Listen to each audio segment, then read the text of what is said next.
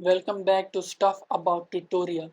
Today we are talking about how to block a contact on WhatsApp. Why would you want to know how to block a contact on WhatsApp? Well, maybe it is your first time using WhatsApp and not sure how to block a contact on WhatsApp. So today I am going to show you how to block a contact on WhatsApp. Check video description and I will try to leave the written instructions. Blocking a contact on WhatsApp is quite simple and the process is easy to do. First of all, open WhatsApp. Now select a contact you want to block.